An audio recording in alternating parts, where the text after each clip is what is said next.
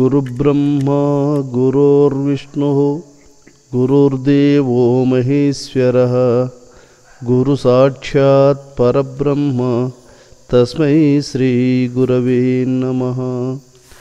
అఖండమండలాకారం వ్యాప్తం యేన చరాచరం తత్పదం దర్శితం యేన తస్మై శ్రీ గురవే నమః. ఓం నిత్యానంద స్వరూపాయ బోధైక సుఖకారిణే నమో వేదాంత వేద్యాయ గురువే బుద్ధి సాక్షిణే.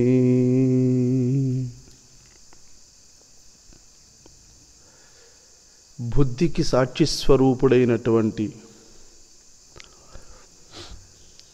సకల లోకములకు ఆధారభూతుడైనటువంటి సర్వజీవకోటికి ప్రాణస్వరూపుడైనటువంటి జగద్గురువగు శ్రీ కేశవానంద యోగిచంద్రుల పాదపద్మములకు శిరస్సాష్టాంగ నమస్సుమాంజలులు. సర్వకాలములయందు సర్వదేశములయందు సర్వలోకములయందు ఒకే సత్యము పనిచేస్తూ ఉంది. ఆ సత్యం యొక్క చిద్విలాసమే సృష్టి. సముద్రమునకు అలలు ఎలాంటివో పరబ్రహ్మ స్వరూపమునకు సృష్టి స్థితి లయములు అలాంటివి. సముద్రములో తరంగములు ఏర్పడకపోతే సముద్రములో నివసిస్తున్నటువంటి జీవరాశులకు మనుగడ సాగదు. కారణం ఏమిటి అంటే ఆ తరంగములు అనేటువంటివి ఊగిసలాట, ఆ నీటిని ఆ పరవళ్ళు త్రొక్కిస్తూ ఉండడం వల్ల ఆ ప్రాణవాయువుల యొక్క సంచలనము సర్వప్రాణికోటికి నీటిలో ఉన్నటువంటి వాటికి అన్నిటికీ అందుతూ ఉంది. ఆ నీరే కదలిక లేకుండా అవి స్తబ్దంగా ఉండిపోయినాయి అనుకోండి, అక్కడ ఉష్ణోగ్రత ఏర్పడి సముద్రమే పాయిజన్గా మారిపోతుంది. అందులో జీవరాశులు బ్రతకజాలవు. అందువల్ల ఆ నీళ్లు ఉవ్వెత్తున ఎంత లోతు అయి ఉంటాయో, ఎంత విస్తీర్ణమై ఉంటుందో ఆ విస్తీర్ణానికి ఆ లోతుకు తగినటువంటి అల పైకి లేస్తూ ఉండడం వల్ల ఆ నీటిలో ఉన్నటువంటి యొక్క ఆ ఉష్ణోగ్రత శక్తి అప్పటికప్పుడు అది కాలంలో ఆవిరైపోతూ ఉంది. అట్లా ఈ సృష్టి, ఈ స్థితి, ఈ లయములు అనేటువంటివి సాగకుండా పోతే జీవులకి ఇంకా మోక్షమే లేదు. ఇంకా జీవులకి ఇంకా మోక్షమే లేదు, జీవులకు బ్రతికే లేదు. ఇంకా జీవులు అధోగతి పాలు పట్టుకోవాల్సింది. అందుకని సముద్రానికి తరంగాలు జీవుల యొక్క మనుగడ కోసమే ఉంచినట్లు ఈ ప్రపంచంలో సృష్టి అనేటువంటి దాన్ని జీవుల యొక్క క్షేమాన్ని కోరి పెట్టాడు భగవంతుడు, ఈ సృష్టి స్థితి లయములు అనేటువంటి వాటిని. అయితే ఇవి జగత్తు గుణస్వరూపమైనది. ఈ జగత్తు లోపల సంకల్పాలు ఎలాంటివి ఉంటాయో బయట స్వరూపం అలాంటివి వస్తూ ఉంటాయి. ఇప్పుడు నీకు ఈ స్వరూపము దేనివల్ల వచ్చిందంటే నీకు ఒకప్పుడు ఉన్నటువంటి సంకల్పం వల్ల వచ్చింది. అది వ్యాస భగవానుడు చెప్తున్నాడు ఇక్కడ. సర్వగం సచ్చిదానందం జ్ఞానచక్షుర్నిరీక్షతే. సర్వవ్యాపకమైన ఆ పరబ్రహ్మ స్వరూపాన్ని జ్ఞానదృష్టి కలిగినటువంటి మహాత్ములు దర్శిస్తున్నారు. అజ్ఞాన చక్షుర్నేక్షేద భాస్వతం భానుమనవత్తు. వీధిలో నిలుచుకొని కూడా ఎదుటున్నటువంటి సూర్యుడిని గుడ్డివాడు దర్శించలేనట్లు జ్ఞాననేత్రము లేనివాడు, అజ్ఞాని అయినటువంటి వాడు ఆత్మను తెలుసుకోలేడనేసాడు. ఒక వ్యక్తికి చదువు రాదు, చూపైతే బాగుంది, పుస్తకాన్ని చూస్తుంటాడు. చదువు వచ్చిన వానికి కనపడినట్టే పుస్తకం చదువు రాని వానికి కూడా పుస్తకం కనపడుతుంది. కానీ వానికి వీనికి ఏమిటి తేడా అంటే అందున్న అక్షరాలను గుర్తించగలిగేటువంటి జ్ఞానము విద్యావంతునికి ఉంది. అందున్నటువంటి అక్షరాలను గుర్తించే జ్ఞానము విద్య లేని వానికి ఆ జ్ఞానము లేదు. చూచావా, వీనికి జ్ఞాన దృష్టి ఉంది, గుర్తిస్తున్నాడు. కృష్ణం కమలపత్రాక్షం పుణ్యశ్రవణ కీర్తనం చదువుతాడు. దాన్ని చూసి వీని జ్ఞాన దృష్టికి అది కనపడతా ఉంది. వాడు చదువురాని వాడు, అక్షరాలు ఏమో కనపడుతున్నాయి కానీ జ్ఞానం లేని దానివల్ల వాడు ఆ పదాలను గుర్తించలేడు. చూసావా? కాబట్టి జ్ఞానము అజ్ఞానము రెండు ఎక్కడున్నాయి? తెలిసితే జ్ఞానము, తెలియకుంటే అజ్ఞానం. కాబట్టి తెలుసుకో. అందుకని సర్వగం సచ్చిదానందం జ్ఞానచక్షుర్నిరీక్షతే. ఆత్మను జ్ఞానదృష్టి కలిగినటువంటి మహాత్ముడు దర్శిస్తున్నాడు. జ్ఞానదృష్టి ఎవరి వల్ల కలుగుతుందండి? గురువు వల్ల కలుగుతుందండి. గురువు శిష్యునికి వెంటనే ప్రమాణం చేసి ఇది ఆత్మ, ఆత్మను తెలుసుకునే, ఆత్మను దర్శించే విధానం ఇది అని వెంటనే వానికి బోధ చేస్తాడు. శిష్యుడు ఒక్కసారిగా బ్రహ్మాండమునకు నాయకులైనటువంటి సూర్యచంద్రాదులను, పిండాండములో కూడా సూర్యుడు ఉన్నాడు, చంద్రుడు ఉన్నాడని తెలుసుకుంటాడు. వెంటనే దీపాన్ని మన ఇంట్లో కూడా పెట్టుకొని వెలిగించుకున్నట్లు ఆకాశములో ఉన్నటువంటి సూర్యుడు మన శరీరములో కూడా ఉన్నాడు అని మన ఇంట్లో ఈ దీపాన్ని, ఈ ప్రాణస్వరూపమైనటువంటి ఆ ప్రాణసూర్యుడిని తనలో కూడా దర్శిస్తాడు.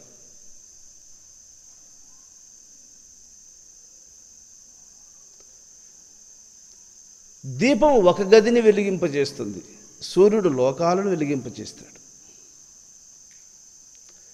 సూర్యుడు భగవంతుని చేత ప్రకాశింపబడేవాడు సూర్యుడు. మనం వెలిగిస్తే ప్రకాశించేది దీపం. ఇది కృత్రిమం, అది భగవత్ స్వరూపం. అందువల్ల సహజాత్మస్వరూపమైనటువంటి యొక్క నీ ఆత్మను గురువు నీకు తెలియజేస్తున్నాడు. కాబట్టి శిష్యుడు ఒక్కసారిగా జ్ఞానదృష్టి కలవాడై తన యందు ఉన్నటువంటి ప్రాణసూర్యుణ్ణి, అపాన చంద్రుణ్ణి దర్శిస్తున్నాడు. మనోనేత్రముతో ప్రాణ అపాన సూర్యచంద్రాదులను దర్శిస్తూ సర్వదేహములయందు, సర్వజీవస్వరూపులై, సర్వలోకములయందు సర్వవ్యాప్తమై ఉన్న ఆ ప్రాణశక్తిని, ఆ ఆత్మశక్తిని, ఆ చైతన్య వ్యాప్తమైనటువంటి యొక్క ఈ లోకాలన్నిటినీ మనోనేత్రముతో అతడు జ్ఞానదృష్టితో ఇది సర్వం విష్ణుమయం జగత్. అందువల్ల సర్వం బ్రహ్మమయం సద్గురురాయ, సర్వం బ్రహ్మమయం. గురుదేవ, నీ యొక్క అనుగ్రహము చేత ఈ సమస్తము బ్రహ్మమయమని, బ్రహ్మస్వరూపమని, బ్రహ్మము చేత రచింపబడి ఉన్నదని, సముద్రమునందు నీరే అలల ఆకృతిలో పరవళ్ళు త్రొక్కుతూ ఉన్నట్లు నీ యొక్క చిద్విలాసమే సృష్టి స్థితి లయ విలాసమును ప్రదర్శిస్తూ ఉన్నదని తెలుసుకుంటుని. సర్వం బ్రహ్మం సాక్షిరూపం నిర్మల చిత్తం నిత్యానందం సర్వం బ్రహ్మమయం సద్గురురాయ, సర్వం బ్రహ్మమయం.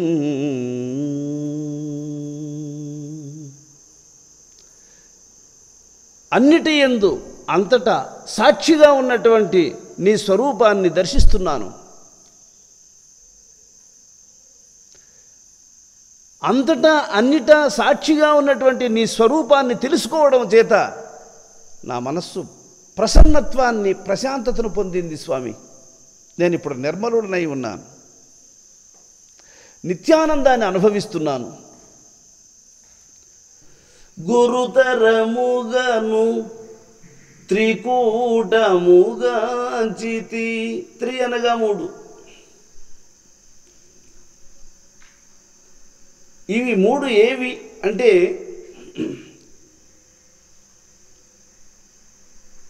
ఒక ఒకటి దృష్టి, రెండవది మనస్సు, మూడవది ప్రాణం. లేదా ప్రాణము, మనస్సు, దృష్టి. ఈ మూడు కలుసుకునే ప్రదేశం ఎక్కడ అంటే త్రికూట స్థానము. దానికి భ్రూమధ్యమని, లలాటమని, శృంగాటకమని, ముయ్యేటి సంగమని, పాలభాగమని, భ్రూమధ్యమని, నీలత్వైద మధ్యస్థానమని అనేక పేర్లు ఉన్నాయి దానికి.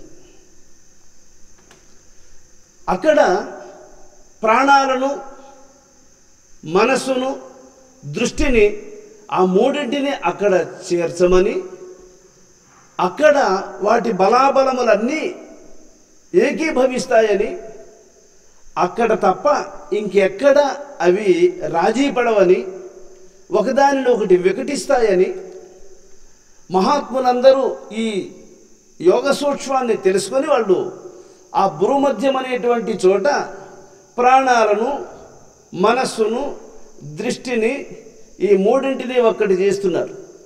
ఇది ఈ రహస్యాన్ని తెలియజేసేవాడెవరు? గురువు. ఇంత గొప్ప నిగూఢమైనటువంటి దేవరహస్యము మనలో నిక్షిప్తమై ఉన్నది అని మానవులకు ఎలా తెలుస్తుందండి?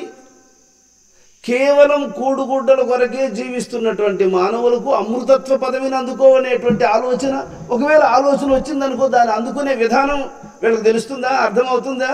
అందుకు గురువు అవసరం. ఆ గురువు యొక్క అనుగ్రహమే లేకుండా ఉంటే నేను ఒక మూర్ఖుణ్ణి, నేను ఒక సామాన్యుణ్ణి. మరి ఈరోజు నేనెవరు అంటే నేను ఆత్మనే కానీ శరీరము కాదు అని తెలుసుకోగలిగినటువంటి జ్ఞానము ఆ పరంధాముని యొక్క అనుగ్రహం వల్ల ఏర్పడింది. ఆ గురుమూర్తి దీన్ని అనుగ్రహించకుండా ఉంటే నేను ఒక మానవుడుగానే భావించుకొని జీవించుండేవాడిని. దేహభావన దాటడానికి వేరే స్కోపే లేదు ఇంకా. అందువల్ల గురుతరముగా త్రికూటముగా జీతి. ఎరుక రెండు అంటాడు, రెండు విధాలుగా ఉంది ఎరుక అనేది. ఒకటి సత్య అసత్యముల రెండింటిని వేరుపరిచి తెలియజేసేది ఎరుక. ఈ రెండింటికి ఆధారమై, ఈ రెండింటికి అతీతమై సత్యస్వరూపమైనది శుద్ధ ఎరుక అంటాడు. చూసారా? అందువల్ల ఎరుకలోనే ఎరుకే నేనైతిని, సర్వం బ్రహ్మమయం సద్గురురాయ సర్వం బ్రహ్మమయం. సప్త జలజముల సరగుణ దాటితి, గుప్తం మగువా గురిలో కలసితి, గుప్తం మగువా గురిలో కలసితి, సర్వం బ్రహ్మమయం. ఇది ఎవరు చెప్పిన సత్యం తెలుసు? తడిగొండ వెంగమాంబ గారు రచించినటువంటి సంకీర్తన ఇది.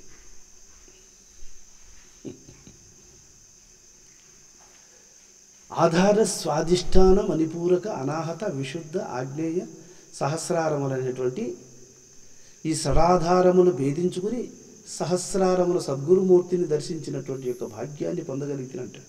అందువల్ల ఇక్కడ సప్త జలజముల సరగుణ దాటితి అంటాడు. గుప్తం, గుప్తం అంటే ఏమి? రహస్యం, మరుగు, కీలకం. గుప్తం బగు ఆ గురిలో కలసితి. ఆ గురి అదండి గురువు యొక్క ఉనికి. గురువులందరూ నడిచిన మార్గం, గురువులందరూ కలుసుకున్నటువంటి దోవ, గురువులకు అందరికీ గురి అయినటువంటి మార్గం అది. అందుకు వాళ్ళు త్రిపుటిని దాటినవారు. అందుకని జ్ఞాననేత్రమును సంపాదించు.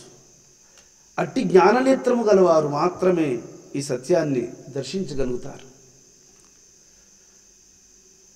జ్ఞాననేత్రము లేనటువంటి వాడి సత్యాన్ని దర్శించలేడని ప్రజ్ఞానమేవ తద్బ్రహ్మ సత్య ప్రజ్ఞాన లక్షణం ఏవం బ్రహ్మ పరిజ్ఞాన దేవమర్త్యో మృతో భవేత్తు.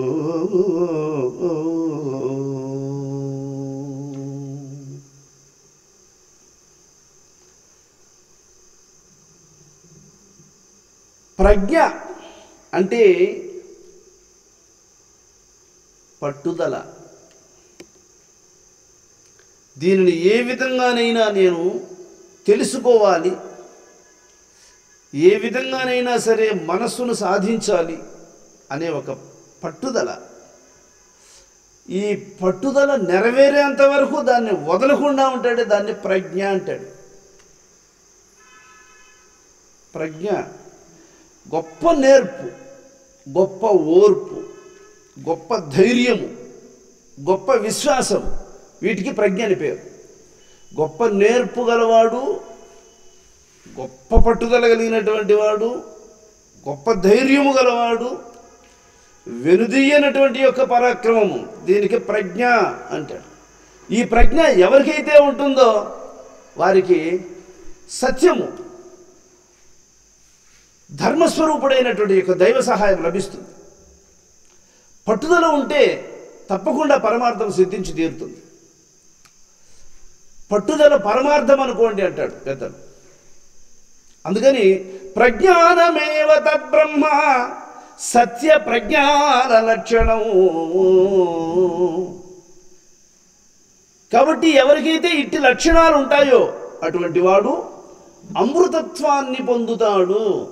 చూడండి, ఇక్కడ ఉన్నటువంటి మెనుగు ఏమిటి అంటే మన శరీరములో అమృత స్వరూపం ఉంది, విషస్వరూపము ఉంది. అమృత స్వరూపాన్ని అందుకోదలంచితే మృత్యువు లేనటువంటి శాశ్వతమైనటువంటి స్వరూపాన్ని పొందుతావు. విషస్వరూపమైనటువంటి దానిని గిన నువ్వు అభిలషిస్తే జననము మరణము దుఃఖములతో కూడినటువంటి స్వరూపాన్ని పొందుతావు. ఇవి రెండూ నీలో ఉన్నాయి. కాబట్టి అమృతత్వాన్ని కావాలని కోరుకుంటావా, మాటి మాటికి మృత్యుస్వరూపాన్ని పొందదగినటువంటి దానిని కావాలని కోరుకుంటావా? ఎవరైనా సరే జీవించాలని కోరుకుంటారు, కానీ ఎవరైనా మరణించాలని ఎవరైనా కోరుకుంటారా? చీమ కూడా మన వేలుతో అట్లంటే తప్పుకోవాలని ప్రయత్నిస్తుంది. అంటే ఏమి, నాకు హాని కలుగకూడదు, నేను ప్రమాదానికి గురి కాకూడదు, ప్రమాదం నుంచి నేను బయటపడాలి, నాకు ఏదైనా హాని జరిగేటట్టుంటే దాని నుంచి నేను తప్పుకోవాలని ప్రయత్నిస్తుంది చీమ కూడా. అది చెబుతూ ఉన్నాడు ఇక్కడ. మనస్సు మృత్యురూపమైనది, ఆత్మ అమృత స్వరూపమైనది. ఆత్మ యందు స్థితి కలిగి ఉన్నామా, మనస్సు యొక్క చర్యలలో నిష్ణాతులమై ఉన్నామా అని మనం ఒకసారి వివేక దృష్టితో గుర్తించినట్లయితే మనస్సు యొక్క స్వభావాలలో తగులుకొని ఉన్నామని గుర్తించెదరుగాక. మనస్సు యొక్క స్వభావములకు లోపడి ఉన్న వాళ్ళందరూ మనస్సును అధిగమించడానికి కావలసిన జ్ఞానము, కావలసిన బోధ, అట్టివారితో మైత్రి, అంతటి యొక్క సాధన, వివేక వైరాగ్యములను కూడగట్టుకొని మృత్యురూపమైనటువంటి మనస్సు యొక్క స్వభావాలు, మనస్సు నుంచి ఉదయించేటువంటి విషయ వాంఛలు, వీటన్నిటి నుంచి కూడా బయటపడేటువంటి యొక్క ప్రజ్ఞ సాధించాలి. అందుకని ఏవం బ్రహ్మ పరిజ్ఞాన దేవమర్త్యో మృతో భవేత్తు. ఈ రహస్యాన్ని గుర్తించినటువంటి మహాత్ములు ఇదే శరీరంలోనే అమృతత్వాన్ని పొందేస్తున్నారు. గుర్తించకుండా ఉన్నటువంటి వాళ్ళు ఈ శరీరంలోనే మృత్యువాత పడిపోతూ ఉన్నారు. చూడండి, ఒకే దోవ రెండిటికి ఉపయోగపడుతుంది. ఒక దారి ఊరు లేకపోతుంది, అదే దారిలో వెనక్కి మలుకుంటే అడవి లేకపోతుంది. ఒక దారి దూరమైనా చేస్తుంది, దగ్గరైనా చేస్తుంది. అలాగా ఆత్మ వైపు తిరిగితే సుఖపడతావు, అమృతత్వాన్ని పొందుతావు. అనాత్మ వైపు తిరిగితే, అనాత్మ అనగా ఏది? శాశ్వతము కానిది. ఆత్మ అనగా ఏది? శాశ్వతమైనది. ఇది అంతే, ఒక మాటలో చెప్పాలంటే. అశాశ్వతమైనది శరీరం. నీ మనసు దీని మీద పెట్టుకొని ఉన్నావా, అనాత్మ భావన కలవాడవైనట్లే.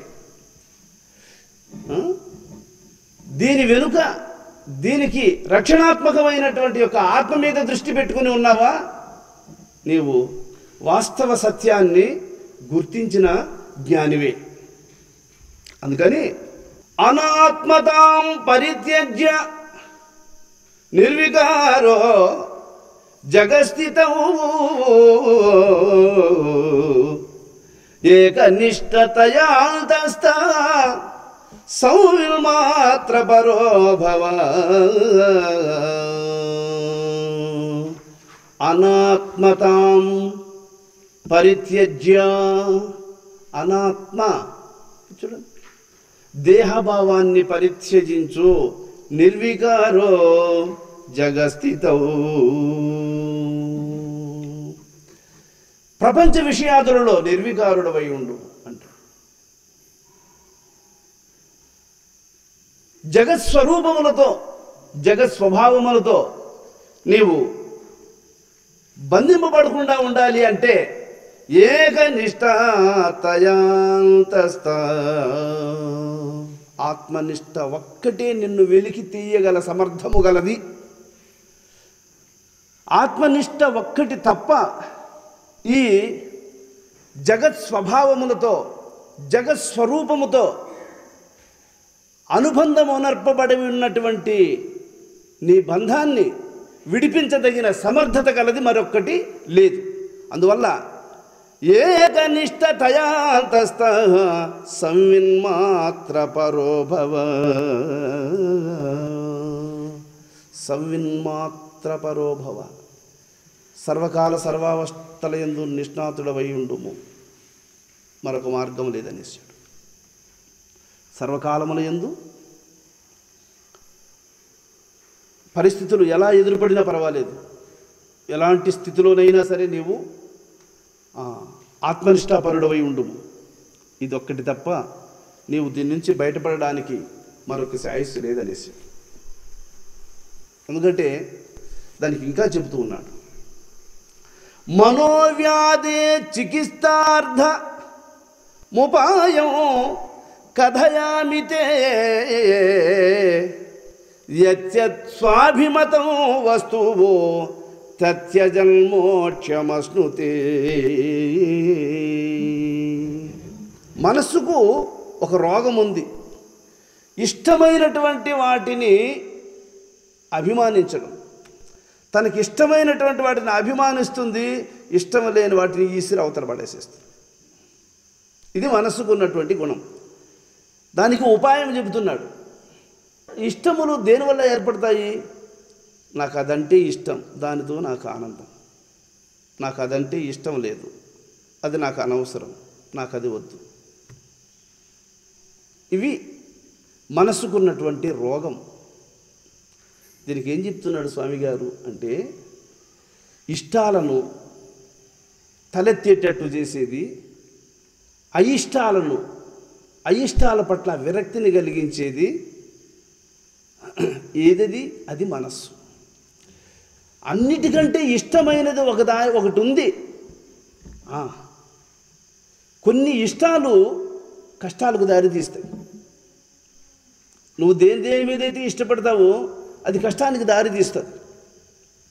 ఒక మిడత అగ్గిని చూసి ఇది ఎంత ఎర్రగా ఉంది, ఈ పండును తినాలి అనుకుంటుంది. పోయి అగ్గిలో పడి దూకుతుంది దాన్ని తినాలని. పండు అనుకొని భ్రమిస్తుంది, ఇది నాకు ఇష్టం అనుకుంటుంది, పోయి దాంట్లో దూకుతుంది, కాలిపోతుంది, చచ్చిపోతుంది. చేప గాలానుకున్న ఎర్రను చూసి ఇది నాకు చాలా ఇష్టం, దీన్ని ఆరగించి నేను తృప్తిని పొందుతాను అని ఆశపడుతుంది. ఆ ఎర్రను మింగి ఎర్రలో ఉన్న గాలానికి తగులుకొని బంధింపబడిపోతుంది. ఇష్టం కష్టమైంది చూసావా? కాబట్టి అందుకని చెప్తున్నాడు ఇక్కడ, ఉపాయం కథయామితే, దీనికి ఒక ఉపాయం చెప్తాను, మీకు వినండి శ్రద్ధగా అంటున్నాడు. యత్యత్ స్వాభిమతం వస్తువో తత్యజన్మోక్షమశ్నుతే, ఏది నీకు ఇష్టం అనిపిస్తుందో దాన్ని వదిలేయి ముందన్నాడు. దేని మీద నీకు ఎక్కువ ఇష్టం ఉంటుందో వాటిని వదిలిపెట్టి, ఎందుకని వదలమంటున్నాడు తెలుసా? అయ్యో, ఇష్టమైన వాటితోనైనా సుఖపడదామనుకుంటే వాటినే వదిలేయమంటున్నాడే ఏంది ఇది స్వామి గారు? ఇష్టమైన వాటిని కూడా వదిలేస్తే ఇంకా దేనితో నేను సుఖపడేది అనే ప్రశ్న వస్తుంది ఎవరికైనా. ఆ ఇష్టమైన వాటికంటే ఇష్టమైనది నీకెప్పటికీ సంతోషాన్ని ఇవ్వదగింది అని నువ్వు అందుకోవాలి అంటే ఇష్టమైన వాటిని వదిలేస్తే అత్యంత ఇష్టమైనటువంటిది నీకు సంప్రాప్తం అవుతుంది. అత్యంత ఇష్టమైనది మహాత్ములు అందరూ కూడా శభాష్ అనదగినటువంటిది. అబ్బా, ఎవరూ పొందలేని దానిని పొందావురా, సాధించలేని దానిని సంపాదించలేని దానిని సంపాదించావురా అన్న పరవస్తువు ఇష్టమైనటువంటి ఆత్మ అనేటువంటిది నీకు లభిస్తుంది అంటే. సాధకునికి ఎంత కావాలనో అంతా చెప్తున్నాడు మహానుభావుడు ఇక్కడ. స్వపౌరుషైక సాధ్యేన స్వేచ్ఛిత త్యాగరూపిణ మనః ప్రశమమాత్రేణ వినా నాస్తి శుభాగతి. దీన్ని సంపాదించాలి అంటే స్వపౌరుషైక సాధ్యేన, ముందు నీకు అక్కరుండాలంటాడు. ముందు నీకు అక్కరుండాలా, పట్టుదల గలవాడవై దీన్ని సాధిస్తేనే అది సాధ్యమవుతుంది. కానీ స్వపౌరుషం లేకుండా ఉన్నవానికి ఇది సాధ్యమవ్వదు. అందువల్ల పురుష ప్రయత్నం భగవద్ అనుగ్రహం. పురుష ప్రయత్నము లేనివాడు దీనిని సాధించలేడు. వాడు మూర్ఖుడే. వాడు చేతికి అందిన ఫలాన్ని జారవిడుచుకున్నవాడే. చేతికి అందినటువంటి అమృతాన్ని జారవిడుచుకున్నవాడు అవుతాడు వాడు. అందుకని ఇక్కడ స్వేచ్ఛిత త్యాగరూపిణ. స్వేచ్ఛిత అంటే ఏమి, ఈప్సితం అంటే ఏమి, ఇష్టములు. ఇష్టాలన్నింటినీ వదిలిపెట్టు, ఇష్టాలన్నింటినీ వదిలిపెట్టు. మహాత్ములు ఏదైతే చెబుతున్నారో దాని మీద పౌరుషం కలిగి, ఏ పౌరుషం? ధర్మ పౌరుషం కలిగి దానిని ఉపాసించు. అప్పుడు మనః ప్రశమ మాత్రేన వినా నాస్తి శుభా గతి. తప్పకుండా మనశ్శాంతి, మనస్తృప్తి, నిత్య సుఖప్రాప్తి నువ్వు పొంది తీరుతావు. అందువల్ల పురుష ప్రయత్నం మనకు లేనిది అదేనండి. మనకు ప్రయత్నం లేదు. కోరికైతే ఉంది, భగవంతుని తెలుసుకోవాలని కోరికైతే ఉంది. యోగ విద్యను ఎట్లయినా సరే సంపాదించాలనే అభిలాష అయితే ఉంది. కానీ దానికి తగిన ప్రయత్నం లేదు. ఆ ప్రయత్నం ఒకవేళ ఉంటే ఆ ప్రయత్నం సఫలీకృతం చేసుకోవడానికి తగినంత ధైర్యము, ఆ పట్టుదల అది లేదు. మరి అవి ఎలా వస్తాయి అంటే పరిశీలనాత్మక జ్ఞానం ద్వారా వస్తాయి. అవి ఆలోచించు, పరిశీలించు. ఏం చేస్తున్నాం, ఏం జరుగుతూ ఉంది, కాలం ఎలా ఎదురవుతూ ఉంది, ఎలా పోతా ఉంది కాలం, ఈ పోతున్నటువంటి కాలాన్ని ఎలా వినియోగించుకోవాలి, మనం ఎలా వినియోగిస్తున్నాము, ఎంత విలువైనటువంటి సమయము నిరుపయోగంగా పోతా ఉంది అని ఒకసారి నువ్వు నీ ఆలోచన శక్తితో నువ్వు గ్రహించి దానిని వెంటాడకపోతే నిన్నెవ్వరు రక్షించలేరు. ఎవరి సహాయాలు పనికిరావు. ఇక్కడ స్నేహితులు కాదు, తల్లిదండ్రులు కాదు, బంధువులు కాదు, ఎవరు కాదు. అందుకే గురువు దీన్ని హెచ్చరిస్తాడు. కనుక స్వపౌరుషం తెలుసుకోవాలన్నాడు దానికి గట్టిగా. అందుకే కదా రామదాసు గారు అడుగు దాటి కదలనీయాను నాకు అభయమివ్వక నిన్ను విడువాను తిరుక్కున్నాడు. చూసావా? గడియ గడియ తిరిగి తిరిగి అడిగి తిని వేసరగా వచ్చను గడువు తప్పినను నిగ బహుదుడుకుతనములు చేయుదో రామ అడుగు దాటి కదలనీయను నాకు అభయమివ్వక నిన్ను విడువను తిరుక్కున్నాడు. చూసావా? ఇదండి ధర్మ పౌరుషం. అటువంటి పురుష ప్రయత్నం చేతనే కదా రామదాసు గారు న్యాయబద్ధమైనటువంటి యొక్క సుంకాన్ని ఎవని ఆలయం నిర్మించడానికి ఆయన అయితే దాన్ని ఖర్చు పెట్టాడో సమర్పించుకున్నాడో మరి ఆ కన్న తండ్రి దగ్గరనే దానిని కట్టించాడు. చూసారా? భగవంతుడు ఉన్నాడు అనడానికి ఎన్నో ఆధారాలు ఉన్నాయి, ఎన్నో దృష్టాంతాలు ఉన్నాయి. అసంకల్పన శస్త్రేణ చిన్నం చిత్తమిదం యథా సర్వము సర్వగతము శాంతం బ్రహ్మ సంపద్యతే తథా. మనస్సును ఛేదించదగినది, మనస్సును సాధించదగినది, మనస్సును లోపరుచుకోదగినటువంటి ఒకే ఒక మార్గం అంటాడు. ఏది అంటే అసంకల్పన శస్త్రేణ, ఏ సంకల్పము లేకుండా ఉండు. సంకల్పం అనేది ఒక లాక్ చేసి ఉన్నటువంటి డోరును ఓపెన్ చేసామనుకోండి లోపలికి ప్రవేశించడానికి వీలవుతుంది. దాన్ని లాకర్లో పెట్టామనుకోండి లోపలికి ప్రవేశించడానికి వీలు పడదు కదా. సంకల్పం మనస్సులో కలిగింది అంటే హృదయ ద్వారం ఓపెన్ అయిపోయినట్లే. హృదయ ద్వారం ఓపెన్లో ఉన్నింది అనుకోండి దొంగలు ప్రవేశించడానికి ఇంకా అడ్డంకులేమున్నాయి? విషయాదులు ప్రవేశిస్తాయి. అందుకని ఇక్కడ ఏం చెప్తున్నాడు? అసంకల్పన శస్త్రేణ, సంకల్పం లేకుండా ఉండడమే మనస్సులో గల సర్వ విషయాదులను ఛేదించడానికి ఏకైకమైన ఆయుధం అంటాడు దాన్ని. ఏ ఒక్క సంకల్పం లేకుండా ఉండడమే. మన మనస్సు లోపలికి ఈ కామక్రోధ లోభ మోహ మద మత్సరములు అనేటువంటి దుర్విషయాదులు సంకల్పం అనేటువంటి డోర్ను ఓపెన్ చేసుకొని లోపలికి వచ్చి ఈ జ్ఞానధనాన్ని అపహరించుకొని వెళ్ళిపోతున్నాయి. ఈ జ్ఞానధనాన్ని అపహరించుకొని వెళ్ళిపోతున్నాయి. వాటికి ఎప్పుడు అవసరమైతే అప్పుడు వస్తాయి. కోపము దాని సందర్భం వచ్చినప్పుడు వస్తుంది, కామము దానికి అవకాశం వచ్చినప్పుడు వస్తుంది, లోభము దానికి అవకాశం వచ్చినప్పుడు వస్తుంది, మదము దానికి అవకాశం వచ్చినప్పుడు వస్తుంది. ఇలాగా ఈర్ష్య, అసూయ, ద్వేషం ఇవన్నీ గుణాలన్నీ కూడా వాటికి సందర్భోచితంగా వాటికి అవసరమైనప్పుడు లోపలికి వస్తాయి. వాటికి కావాల్సిన స్వభావాలను నెరవేర్చుకొని వెళ్ళిపోతుంది. అందుకని ఇక్కడ హెచ్చరిస్తున్నాడు అసంకల్పన శస్త్రేణ. నీవు సంకల్పము ఉంటేనే అవి లోపలికి ప్రవేశిస్తాయి, నీ సంకల్పము లేకపోతే అవి ప్రవేశించవు.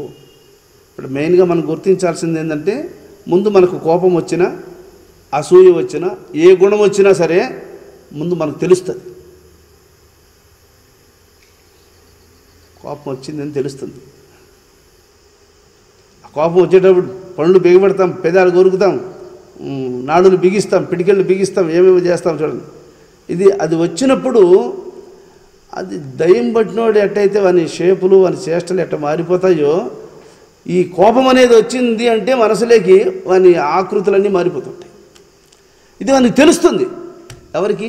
కోపం వస్తూ ఉంది అనేది ముందుగా తెలుస్తుంది. అట్లా ప్రతి గుణము దాచుకునే గుణం కావచ్చు, దానం చేసే గుణం కావచ్చు, ఈ గుణాలు ఏవైనా ముందుగా తెలుస్తాయి. ఆ తెలిసినప్పుడు ఆ తెలిసిన దాన్ని ఏమంటారు? సంకల్పం. ఆ తెలిసినప్పుడు వెంటనే నువ్వు లాక్ చేసుకుంటావా? సంకల్పాన్ని ఓపెన్లోనే పెట్టుకుంటావా? ఆ గుణం వచ్చినప్పుడు అసంకల్ప శస్త్రేణ ఎప్పుడైతే ఆ భావాలు ఏర్పడతాయో అప్పుడే సంకల్పరహితుడవై ఉండు. వాటికి ఆమోద ముద్ర వేయవద్దు. సంకల్పం లేకుండా ఉన్నట్లయితే అవి లోపలికి ప్రవేశించలేవు. ఇది ఒక్కటే మనోజయానికి ఉపాయం, వేరొక్క మార్గం లేదనేస్తున్నాడు ఇక్కడ. మనోజయమునకు ఉపాయము సంకల్పరహితమైనటువంటి స్థితిని నువ్వు సంపాదించడమే. ఇంత జాగ్రత్త సూక్ష్మంగా తీసుకోవాలి. అందుకే ఇది కదండి సిస్టమ్ అంటే. ఈ సిస్టమ్ను ఆపరేటింగ్ చేయడమే. అందుకే అన్ని ఈ సిస్టంలో నుంచి వచ్చినట్టు అన్ని సిస్టములు. దీన్ని మరువకుండా ఉన్నవాడే అన్నిటినీ తెలుసుకోగలుగుతాడు. దీన్నేమైనా మర్చిపోతానేమో అని జాగ్రత్త పడాలి, కానీ దాన్ని ఏమన్నా మర్చిపోతానేమో అని ఎవడు కానీ అటువంటి మూర్ఖపు ఆలోచన ఎవరికి రాకూడదు. కొద్ది రోజులు ప్రాక్టీస్ లేకపోతే అదేమన్నా మర్చిపోతానేమో కాదు, దీన్నేమైనా మర్చిపోతానేమో, దీనికాడ జాగ్రత్త తీసుకోవాలి చెప్తున్నాడు ఇక్కడ. అందువల్ల సంకల్పం అసంకల్ప శస్త్రేణ అనే వాక్యాన్ని మన ముందు పెట్టాడు. సంకల్పాన్ని తలెత్తనివ్వకుండా జాగ్రత్త తీసుకోగలిగితే మనస్సు చర్యలు నీ దగ్గర ఇంకా ఆటలు సాగవ లోపడిపోతుంది. వెంటనే ఇంకొక మాట చెప్తున్నాడు. చిన్నం చిత్తమిధం యథా, మనస్సు నీ దగ్గరకు వచ్చి కించపడి వెనక్కి తిరిగి వెళ్ళిపోతుంది. అబ్బా, ఇంతకాలము నా ఇష్టం వచ్చినట్లు ఇతన్ని వాడుకుంటూ ఉన్నాను నేను, ఇంతకాలానికి ఇతడు నన్ను జయించగలిగిన వాడయ్యాడు, నన్ను జయించగలిగిన మార్గాన్ని కనుగొన్నాడు, ఇక నా చర్యలు ఇతని దగ్గర పనికిరావు అని తల దించుకొని వెనక్కి మల్లుకొని వెళ్ళిపోతుందట మనస్సు. అందువల్ల ఇక్కడ చిన్నం చిత్త మిధం యథా. చూడండి, ఇక్కడ ఒక సంకల్పం ఏర్పడితే కొంత ధనాన్ని దొంగిలించుకొని పోయినట్టే. ఎందువల్ల? నోరు తీర్చుకొని ఉండే దానివల్ల, హృదయవాకిలికి బంధము లేని దానివల్ల, హృదయద్వారాన్ని నీవు లాక్ చేసుకునేటువంటి నేర్పు లేకపోవడం వల్ల ఈ ఆంతరంగికమైనటువంటి యొక్క ద్వారాలను యోగముద్ర చేత లాక్ చేసుకునేటువంటి యొక్క ప్రజ్ఞ లేని వాడైన దానివల్ల అరిషడ్వర్గములు అనేటువంటి తస్కరుల చేత పోగొట్టుకుంటున్నాం. అందుకని సర్వము సర్వగతము శాంతము బ్రహ్మ సంపద్యతే తదా. ఇటువంటి సంకల్పరహితమైనటువంటి యొక్క స్థితిని నీవు అవలంబించినట్టయితే తప్పకుండా బ్రహ్మపద ప్రాప్తిని నీవు పొందగలుగుతావని ఉపనిషత్తు హెచ్చరిస్తూ ఉంది. భావనయా ముక్తో. భవ అంటేమి? పుట్టుక. భావన నీ ఆలోచనలే నీ జన్మకు కారణాలు అనేసాడు ఇక్కడ ఉపనిషత్తు. ఎంత స్పష్టంగా మనల్ని హెచ్చరిస్తుంది. యుక్తః పరమయా ధియ. ఎక్కడ భావములు ఉదయిస్తున్నాయో ఆ భావోదయమే బంధమునకు కారణం. ఈ భావములను నీవు సత్యస్వరూపముతో వాటిని చేర్చుకున్నట్లయితే ధారయాత్మానమవ్యగ్రో గ్రస్త చిత్తం చితః పదం. జీవుడు అమృతుడు కనుక వాడు మరలా ఇంకొక శరీరాన్ని ధరించుకొని లేస్తూ ఉన్నాడు. ఆ శరీరాన్ని కూడా మృత్యువు మింగేసింది అనుకోండి. మృత్యువు వాతబడేది దేహమే కానీ జీవుడు అమృత స్వరూపుడైన జీవుడు కాదు. కాబట్టి జీవుడు మాత్రం మళ్ళా వాడు ఆ మృత్యువు నుండి బయటపడి మరలా ఇది అమృతత్వం సిద్ధించే అంతవరకు వీడు ఈ పోరాటంలోనే ఉంటున్నాడు. మృత్యువు చేత కబలింపబడతాడు, మళ్ళా సజీవుడై జన్మిస్తాడు, మరలా మృత్యువు చేత కబలింపబడతాడు, మళ్ళా సజీవుడై జన్మిస్తాడు, మళ్ళా మృత్యువు చేత కబలింపబడతాడు. ఇది నీకు అవసరమా? నువ్వు ఇట్లే ఉంటావా? శాశ్వతమైనటువంటి మృత్యువు లేనటువంటి స్వరూపాన్ని అందుకోవడానికి ప్రయత్నిస్తావా? ఏది కావాలనో దాన్ని నువ్వే నిర్ణయం తీసుకోవచ్చు. అందుకని మహాత్ములు ప్రాపంచిక భావము లేకుండా ఉంటారట వాళ్ళు. ఈ జగత్తుతో ఏ విధమైనటువంటి సంబంధం పెట్టుకోరు. అందుకని ఇక్కడ భావనయా ముక్తో, పుట్టుక అనేది ఎక్కడ ఏర్పడుతుందంటే ఇది సంకల్పముల వలనే ఏర్పడుతూ ఉంది. కాబట్టి సంకల్ప దోషాలు లేకుండా కాపాడుకుంటారు వాళ్ళు. అదేంటి రహస్యం. సంకల్ప దోషాలు ఏర్పడకుండా మనసును కాపాడుకోవడమే యోగం. ఇదే బంధ విముక్తి. అందువల్ల దీన్ని యుక్త పరమయాదియా, ఇదే జ్ఞానం, ఇదే విముక్తికి మార్గం. ధారయాత్మానమవ్యగ్రో గ్రస్తచిత్తం చితః పదం. నీ యొక్క జ్ఞానము మనస్సు చేత మృంగబడి ఉంది. నువ్వు ఎన్నోసార్లు ప్రయత్నం చేస్తావు దీని నుంచి బయటపడాలని, కానీ ఇది కబళిస్తూ ఉంది. నీ ప్రయత్నాలన్నింటినీ అది మింగేస్తూ ఉంది. నీ ప్రయత్నాలన్నింటినీ మింగేస్తూ ఉంది. కానీ నువ్వు అంతటితో హతమవ్వడం లేదు, మళ్ళీ లేస్తున్నావు. ఎందుకని? నువ్వు అమృత స్వరూపుడువు కనుక. దాని చేత మృంగబడినటువంటి వాడవు. జీర్ణించిపోతున్నావా? దాని నోటబడి దాని జఠరాగ్నిలో నువ్వు జీర్ణమైపోతున్నావా? అంతటితో పతనమైపోతున్నావా అంటే లేదు. నువ్వు అమృత స్వరూపుడువు కనుక దాని నుంచి మళ్ళా బయటపడుతున్నావు. ఈ దుస్థితి మరలా దాని నోటపడి ఇలాంటి దుస్థితులను నువ్వు పొందకుండా ఉండడం కోసం తగిన జాగ్రత్త తీసుకోవాల్సిన కర్తవ్యం నీకు ఉందా లేదా? ఇన్ని పర్యాయములు వేదమాత నిన్ను హెచ్చరిస్తూ ఉన్నా దీని పట్ల నీకు శ్రద్ధ లేకపోతే నువ్వు జ్ఞానివా అజ్ఞానివా? అది చెప్తున్నాడు. అందుకని పరం పౌరుషమాశ్రిత్య నీత్వా చిత్తమచిత్తతాం ధ్యానతో హృదయాకాశే చితిచిత్చక్రధారయ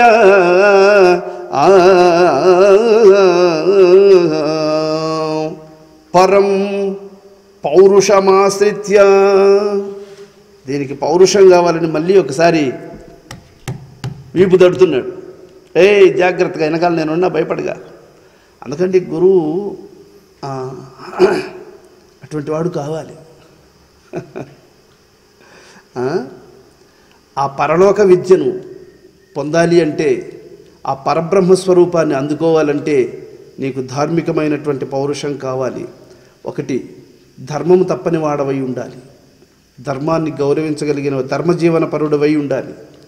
సత్యమే దిక్కుని నమ్మాలి. భగవంతుని పట్ల ఒక ప్రగాఢమైనటువంటి విశ్వాసం, ఆయన ఉన్నాడు, రక్షిస్తాడనేటువంటి ప్రగాఢమైనటువంటి విశ్వాసం ఉండాలి. అప్పుడు దానితో నీవు ధ్యాన మార్గము గుండా హృదయాకాశమునందు హృదయ భాస్కరుణ్ణి సాక్షాత్కరింపజేసుకునేటువంటి ప్రయత్నములో నీ జ్ఞానము చక్రం ఎట్టయితే ఛేదిచ్చేస్తుందో ఆ విధంగా నీలో ఉదయించేటువంటి జ్ఞానమే నీ చిత్తము యొక్క లోపాలన్నింటినీ ఖండించేస్తుంది అనేసాడు. అందువల్ల గొప్ప పురుష ప్రయత్నాన్ని ఆశ్రయించి మనస్సును అమనస్సుగా చేసుకో అనేసాడు. ఇక్కడ సంకల్పములతో కూడి ఉన్నది మనస్సు, సంకల్పములు తొలగిపోయినది అమనస్సు. దీన్ని అమనస్కము అంటారు. నాయన నీకు అమనస్కం చెప్పాడా స్వామిగారు అంటే, స్వామిగారు చెప్పారు కానీ అది నాకు అనుభవంలోకి రాలేదు అంటున్నారు శిష్యులు. అనుభవంలోకి ఎందుకు రాలేదు అంటే, నీవు దాన్ని అందుకోలేదు కనుక అది నీకు అనుభవంలోకి రాలేదు. ఆయన చెప్పలేదు నాకు అనుభవంలోకి రాలేదు కాదు, ఆయన చెప్పాడు, చెప్తున్నాడు. గురువు ప్రతి శిష్యునికి అమనస్కాన్ని, పరిపూర్ణాన్ని ఆయా దశలో తప్పకుండా శరీరముతోనైనా ఎదుటిపడి చెబుతాడు, లేదా అంతరాత్మపరంగానైనా వానికి తెలియచేస్తాడు. గురువు నాకు స్వయంగా నాకు చెప్పలేదు, చెప్పకనే స్వామిగారు మరుగయ్యారు. ఇది తెలివి తక్కువ శిష్యుని యొక్క మాటలవి. గురువు ఎప్పుడు కూడా శరీరధారి కాదు, గురువు విదేహి. గురువు అంటే ఒక వ్యక్తి కాదు, ఆయన సత్యస్వరూపమైనటువంటి ఆత్మ, భగవత్స్వరూపుడు ఆయన. శిష్యుడికి ఎప్పుడైనా సరే, ఏ క్షణములైనా సరే, ఇక గుండొచ్చి నెత్తిన పడిపోయేటప్పుడు కూడా, అప్పుడు కూడా ఆయన స్మరణ ఉంటే అది అటవీ పడాల్సిందే. అది ఎంటికలకి ఆనిన తర్వాత జారిపోతుంది, అదే నీకు నమ్మకం ఉండాలి. అది గుర్తుపెట్టుకోవాలి మనం జీవితంలో. భగవంతుడు ఆయన అణువు పరమాణువులో, పరమాణు స్వరూపం కూడా ఆయన కానిది లేదు.